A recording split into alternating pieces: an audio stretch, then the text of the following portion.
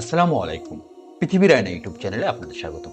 আমরা হযরত উসমান বিন আফফান রাদিয়াল্লাহু তাআলা আনহু এর জীবনে ঘটে যাওয়া কিছু সত্য ঘটনা বর্ণনা করছিলাম। আজকে এর ২১তম পর্ব। আমিরুল মুমিনিন উসমান রাদিয়াল্লাহু তাআলা আনহু এর উপর অবরোধ তীব্র থেকে তীব্র আকার ধারণ করল। এমনকি পানির স্বল্পতায় তিনি তার ঘরে থাকা পানির পাত্রের তলা থেকে পানি পান করছিলেন। তখন জুবাইর বিন মাতআম রাদিয়াল্লাহু তাআলা আনহু দ্রুত আলী রাদিয়াল্লাহু তাআলা আনহু এর কাছে ছুটে গেলেন। তিনি তাকে চিন্তিত মনে বললেন, ইবনে আবু তালিব, তুমি কি এতে খুশি যে তোমার চাচাতো ভাই ঘরে থাকা সামান্য পানি থেকে পান করছেন? আলী রাদিয়াল্লাহু তাআলা আনহু বললেন, সুবহানাল্লাহ, তার অবস্থা এত কঠিন হয়ে গেছে? জুবাইর রাদিয়াল্লাহু তাআলা আনহু বললেন, হ্যাঁ, বরং এর থেকে মারাত্মক। তখন আলী রাদিয়াল্লাহু তাআলা আনহু সিংহের মতো দ্রুত ছুটে গিয়ে একটি পানির পাত্র নিয়ে উসমান রাদিয়াল্লাহু তাআলা আনহু এর কাছে হাজির হলেন। এরপর তা থেকে তাকে পানি পান করালেন। আমরা এটুকু জানি যে উসমান রাদিয়াল্লাহু তাআলা আনহু তার খেলাফতের শেষ সময়ে কিছু অবরোধকারী দ্বারা অবরোধ হয়ে গিয়েছিলেন, মানে তিনি ঘর থেকে বের হতে পারছিলেন না তখন অবরোধকারীদের জন্য। তো সেই সময় তার অবস্থা এই পর্যায়ে পৌঁছায় যে তার ঘরে পানিও অনেক কম হয়ে যায় এবং তার যে পানির পাত্র ছিল সেই পানির পাত্রের একদম তলানিতে যে পানি ছিল সেই পানি থেকে তিনি পানি পান করছিলেন। এই কথা যখন হযরত আলী রাদিয়াল্লাহু তাআলা আনহু জানতে পারলেন, তখন তিনি আর এক মুহূর্ত দেরি করেননি। তিনি কিন্তু পানি নিয়ে গিয়ে উসমান রাদিয়াল্লাহু তাআলা আনহুকে সেই পানি পান করিয়েছেন। অর্থাৎ একজনের বিপদে আরেকজনের ছুটে যাওয়ার যে বিষয়টি, সেটি আমরা এখান থেকে দেখতে পাচ্ছি। উসমান রাদিয়াল্লাহু তাআলা আনহুকে হত্যা করার পর তার পবিত্র রূহ মুবারক আল্লাহর কাছে ছুটে চলে গেল। এরপর লোকেরা তার ধনভাণ্ডার খুঁজতে লাগলো। সেখানে তারা একটি সিন্দুক পেল। সিন্দুকের ভেতরে একটি কাগজ পেল। সেখানে লেখা ছিল, এটি উসমানের ওসিয়ত, পরম করুণাময় আল্লাহর নামে শুরু করছি। উসমান বিন আফফান সাক্ষ্য দিচ্ছে যে আল্লাহ ব্যতীত কোনো ইলাহ নেই, তার কোনো শরিক নেই, আর নিশ্চয় মোহাম্মদ আল্লাহর বান্দা ও রাসূল। নিশ্চয় জান্নাত সত্য, জাহান্নাম সত্য। আল্লাহ তাআলা কিয়ামতের দিন মানুষকে একত্রিত করবেন, এ ব্যাপারে কোনো সন্দেহ নেই। আল্লাহ তাআলা ওয়াদা ভঙ্গ করেন না, আর সেই ওয়াদার উপর আমরা জীবিত থাকি, মৃত্যুবরণ করব এবং পুনরায় জীবিত হব ইনশাআল্লাহ। উসমান রাদিয়াল্লাহু তাআলা আনহুকে হত্যা করা হয়, মানে সে অবরুদ্ধ ছিল, সেই অবরুদ্ধ থাকা অবস্থায় তাকে হত্যা করা হয় এবং হত্যা করার পর সেই হত্যাকারীরা যখন তার ধনভাণ্ডার খুঁজছিল সেই সময় একটি সিন্দুক পায় এবং সিন্দুকের ভিতরে উসমান রাদিয়াল্লাহু তাআলা আনহুর ওসিয়ত তারা দেখতে পায়। সেখানে কিন্তু উসমান রাদিয়াল্লাহু তাআলা আনহু অনেক সুন্দর এবং গুরুত্বপূর্ণ কিছু কথা বলে গিয়েছেন, যে তিনি কিন্তু সাক্ষ্য দিয়েছেন যে আল্লাহ ছাড়া কোনো মাবুদ নেই এবং হযরত মুহাম্মদ সাল্লাল্লাহু আলাইহি সাল্লাম তার বান্দা ও রাসূল। তিনি এটাও বলেছেন, জাহান্নাম সত্য, জান্নাত সত্য। কিয়ামতের দিন আল্লাহ তাআলা যে মানুষকে একত্রিত করবেন এই ব্যাপারে কোনো সন্দেহ নেই। অর্থাৎ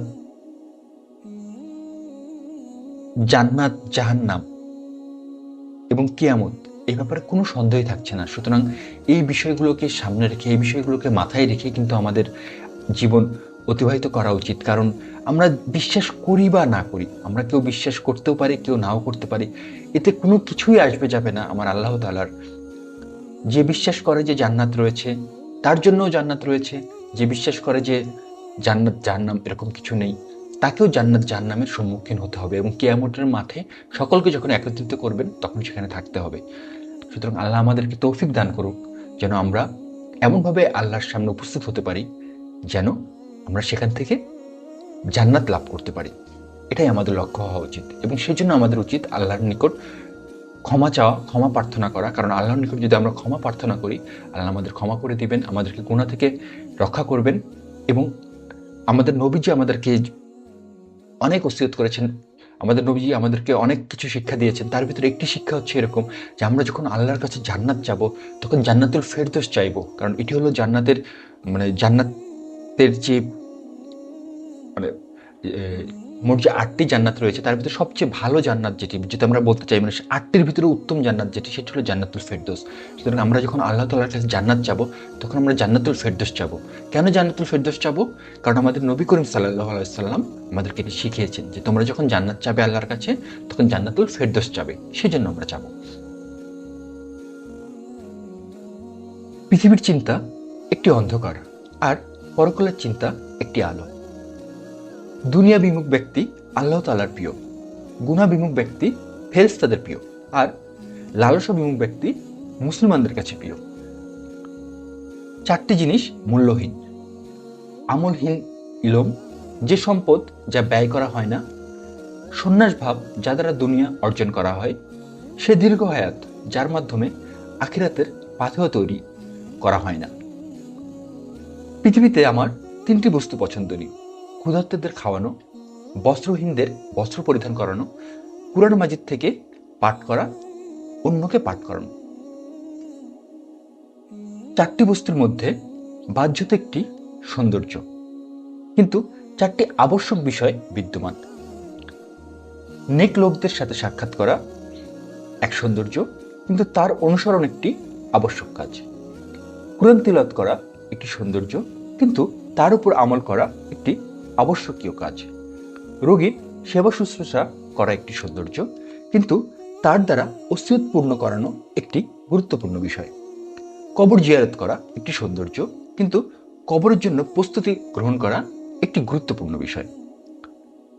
আমি 4 কাজে মজা পাই: ফরজসমূহ আদায় করার মাঝে, হারাম কাজ থেকে বেঁচে থাকার মাঝে, প্রতিদানের আশায় নেক কাজ করার মাঝে ও আল্লাহর ভয়ে খারাপ কাজ থেকে বিরত থাকার মাঝে। মুত্তাকির আলামত 5টি। এমন ব্যক্তির সংস্রবে থাকা যারা দ্বীনের সংশোধন হয়, লজ্জাস্থান ও জিহ্বাকে আয়ত্তে রাখা, দুনিয়াবি আনন্দকে আজাব মনে করা, সন্দেহজনক হালাল থেকেও বিরত থাকা ও নিজের ব্যাপারে একই হওয়া যে আমি ধ্বংসের মাঝে পড়ে আছি। আমরা আসলে এখানে যেটি দেখছি সেটি হলো উসমান রাদিয়াল্লাহু তাআলা আনহু-এর কিছু বাণী, এবং এগুলো চমৎকার কিছু বাণী উনি দিয়েছেন, যে বাণীগুলো আমরা এখন আলোচনা করলাম, এবং এখান থেকে আমরা আরেকটু বিস্তর আলোচনা করতে চাচ্ছি, যেন এখান থেকে ভালো যে বিষয়গুলো রয়েছে, যেগুলোর একটা বিষয়েও যদি আমরা আমাদের জীবনে ধারণ করতে পারি তাহলে এর দ্বারা কিন্তু আমরা অনেক উপকৃত হব। যেরকম এখানে বলা হয়েছে, পৃথিবীর চিন্তা একটি অন্ধকার আর পরকালের চিন্তা একটি আলো। অর্থাৎ আমাদের চিন্তা ভাবনাটা এরকম হওয়া উচিত যে চিন্তা ভাবনার ভিতর যেন পরকালের চিন্তাও থাকে। কারণ পৃথিবীর চিন্তা কিছু আমাদের করতেই হয় স্বাভাবিক, যেহেতু আমরা দুনিয়াতে জীবনযাপন করছি, কিন্তু এই পৃথিবীর চিন্তাটা হলো অন্ধকার। আর আমরা যদি পরকালের চিন্তা করি, পরকালের চিন্তা বলতে আমাদের মৃত্যুর পরেই যে চিন্তা ভাবনাগুলো, সেগুলো কিন্তু পরকালের চিন্তার ভিতর পড়ছে, যে আমার কবর, আখিরাত, জান্নাত, জাহান্নাম, এগুলো। এখানে আরো বলা হচ্ছে, দুনিয়া বিমুখ ব্যক্তি আল্লাহ তাআলার প্রিয়, মানে যে লোক দুনিয়াকে পছন্দ করে না তিনি হচ্ছে আল্লাহ তাআলার প্রিয়। আর গুনাহ বিমুখ ব্যক্তি ফেরেশতাদের প্রিয়, অর্থাৎ যারা হচ্ছে খারাপ কাজ থেকে, মানে খারাপ কাজ পছন্দ করে না, যেগুলো গুনাহের কাজ সেগুলো পছন্দ করে না, সেই ব্যক্তিগুলো হচ্ছে ফেরেশতাদের প্রিয়। আর যে ব্যক্তির ভিতরে লালসা নেই, মানে লালসা বিমুখ যে ব্যক্তিগুলো, তারা হলো মুসলমানদের কাছে প্রিয়। অর্থাৎ কেউ যদি দুনিয়া বিমুখ হয় সে আল্লাহর কাছে প্রিয় হবে, কেউ যদি গুনাহ বিমুখ হয় সে ফেরেশতাদের নিকট প্রিয় হবে, আর কেউ যদি লালসা বিমুখ হয় সে মুসলমান ব্যক্তিদের কাছে প্রিয় হবে। আমরা আরো জেনেছি 4টি জিনিস মূল্যহীন। আমলহীন ইলম, মানে ইলম আছে, মানে জ্ঞান আছে, কিন্তু সেই জ্ঞানের উপর আমল করছে না, সেটি মূল্যহীন। আবার সেই সম্পদ মূল্যহীন যে সম্পদ ব্যয় করা হয় না। 3 নম্বরে যেটি রয়েছে, যে সন্ন্যাস ভাব, যা দ্বারা দুনিয়া অর্জন করা হয়, মানে আমি সন্ন্যাস ভাব নিলাম কিন্তু আমার উদ্দেশ্য হলো যে দুনিয়া অর্জন করা, তাহলে এটি মূল্যহীন। আর সেই দীর্ঘ হায়াত, যার মাধ্যমে আখিরাতের পাথেয় তৈরি করা হয় না, মানে আমি দীর্ঘ হায়াত পেয়েছি, আমি অনেক দিন বেঁচেছি, কিন্তু আমি এই দীর্ঘ জীবনেও আমার আখিরাতের জন্য কিছু করতে পারিনি, এটা মূল্যহীন। উসমান রাদিয়াল্লাহু তাআলা আনহু বলেছেন যে 3টি বস্তু তার খুবই পছন্দনীয়, এবং উসমান রাদিয়াল্লাহু তাআলা আনহু যেহেতু বলেছেন যে এই 3টি বস্তু পছন্দনীয়, তাহলে অবশ্যই এই 3টি বস্তু পছন্দনীয় কাজ হবে বলে আমি আশা করি, আমি বিশ্বাস করি। 1 নাম্বার হলো ক্ষুধার্তদের খাওয়ানো। এটি উসমান রাদিয়াল্লাহু তাআলা আনহু এর খুবই পছন্দনীয় একটি কাজ। আরেকটি রয়েছে বস্ত্রহীনদের বস্ত্র পরিধান করানো। এটিও তার একটি পছন্দনীয় কাজ। এবং শেষ যে কাজটি তার পছন্দনীয় এখানে উল্লেখ করা হয়েছে, সেটা হলো কুরআন মাজিদ নিজে পাঠ করা এবং অন্যকে পাঠ করানো। তাহলে আমরা কিন্তু 3টি পছন্দনীয় কাজ সম্পর্কে জানলাম। এটি হলো ক্ষুধার্তদের খাওয়ানো, বস্ত্রহীনদের বস্ত্র পরিধান করানো, কুরআন মাজিদ নিজে পাঠ করা এবং অন্যকে পাঠ করানো।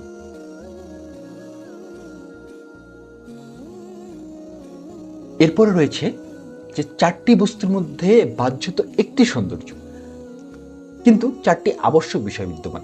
অর্থাৎ 4টি বস্তু রয়েছে যার ভিতর একটি সৌন্দর্য রয়েছে, কিন্তু তার ভিতর আবার 4টি আবশ্যক বিষয়ও বিদ্যমান রয়েছে।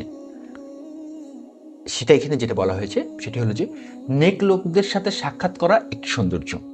মানে আপনি যদি নেক লোকদের সাথে সাক্ষাৎ করেন তাহলে সেটা একটি সৌন্দর্য, কিন্তু তার অনুসরণ একটি আবশ্যক কাজ।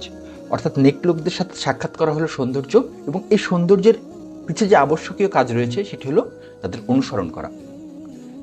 এরপরে রয়েছে কোরআন তিলাওয়াত করা একটি সৌন্দর্য, কিন্তু তার উপর আমল করা একটি আবশ্যকীয় কাজ। অর্থাৎ কোরআন যখন তিলাওয়াত করা হবে সেটি একটি সৌন্দর্য, কিন্তু এই সৌন্দর্যের পিছনে যে আবশ্যকীয় কাজটি রয়েছে সেটি হলো তার উপর আমল করা। এভাবে তৃতীয় যে সৌন্দর্যটির কথা বলা হয়েছে সেটি হলো রোগীর সেবা শুশ্রূষা করা একটি সৌন্দর্য। অর্থাৎ রোগীকে যদি সেবা শুশ্রূষা করা হয় সে একটি সৌন্দর্য, কিন্তু তার দ্বারা ওসিয়ত পূর্ণ করা একটি গুরুত্বপূর্ণ বিষয়। অর্থাৎ তার মানে এখানে যেটি বলা হয়েছে আমি সেটাই বলছি যে রোগীর সেবা শুশ্রূষা করা একটি সৌন্দর্য, কিন্তু তার দ্বারা ওসিয়ত পূর্ণ করানো একটি গুরুত্বপূর্ণ বিষয়। অর্থাৎ এখানে যে বিষয়টি বোঝানো হয়েছে, আশা করছি মানে আমি যে ব্যাখ্যা দিব আর কি সেটি কতটা সহজ হবে আপনাদের জন্য সেটি আমি এই মুহূর্তে অনুধাবন করতে পারছি না। এই জন্য এটি আমি আপনাদের উপরেই ছেড়ে দিলাম যে এখানে যেটি বলা হয়েছে তৃতীয় সৌন্দর্যের বিষয় সেটি হলো যে রোগীর সেবা শুশ্রূষা করা একটি সৌন্দর্য, কিন্তু তার দ্বারা ওসিয়ত পূর্ণ করানো একটি গুরুত্বপূর্ণ বিষয়। চতুর্থ সৌন্দর্যের যে কথা বলা হয়েছে সেটি হলো যে কবর জিয়ারত করা একটি সৌন্দর্য, কিন্তু কবরের জন্য প্রস্তুতি গ্রহণ করা একটি গুরুত্বপূর্ণ বিষয়। অর্থাৎ কবর যদি জিয়ারত করা হয় সেটি একটি সৌন্দর্য, কিন্তু কবরের জন্য প্রস্তুতি গ্রহণ করা সেটিও একটি গুরুত্বপূর্ণ বিষয়। এরকম তিনি আরও যেটি বলেছেন যে 4টি কাজে উনি মজা পান, হযরত উসমান রাদিয়াল্লাহু তাআলা মজা পান। সেগুলো হচ্ছে যে 1 নম্বর হচ্ছে ফরজ সমূহ আদায় করা, হারাম কাজ থেকে বেঁচে থাকা, প্রতিদিনের আশায় নেক কাজ করা এবং আল্লাহর ভয়ে খারাপ কাজ থেকে বিরত থাকা। অর্থাৎ ফরজ সমূহ আদায় করা, হারাম কাজ থেকে বিরত থাকা, প্রতিদিনের আশায় নেক কাজ করা। অর্থাৎ আমি কিছু পাবো এই নেক কাজটি করলে সেই আশায় নেক কাজ করা, এবং আল্লাহর ভয়ে খারাপ কাজ থেকে বিরত থাকা। শেষ যে বাণীটি আমাদের এই ঘটনার ভিতরে রয়েছে সেটি হলো যে মুত্তাকির আলামত 5টি। সেগুলো কি? এমন ব্যক্তি সংস্রবে থাকা যার দ্বারা দ্বীনের সংশোধন হয়। 2 নম্বর হলো লজ্জাস্থান ও জিহ্বাকে আয়ত্তে রাখা। দুনিয়াবী আনন্দকে আযাব মনে করা। 4 নম্বর হলো সন্দেহজনক হালাল থেকেও বিরত থাকা। এবং 5 নম্বর অর্থাৎ শেষ যেটি মুত্তাকির আলামত সেটি হলো নিজের ব্যাপারে ইয়াকিন হওয়া যে আমি ধ্বংসের মাঝে পড়ে আছি। তো আশা করব যে এখান থেকে আমরা একটা বিষয় যদি আমাদের জীবনের কাজে লাগাতে পারি, আমাদের জীবনে নিয়ে আসতে পারি, ধীরে ধীরে হয়তো আমরা আরও ভালোর দিকে আগাবো। সেটিও হয়তো আমাদের জন্য অনেক উপকারে আসবে বলে আমি বিশ্বাস করি। তো আজকের মতো ঘটনা এই পর্যন্তই। এরকম আরও ঘটনা জানার জন্য এবং শোনার জন্য আমাদের সাথেই থাকুন। ধন্যবাদ।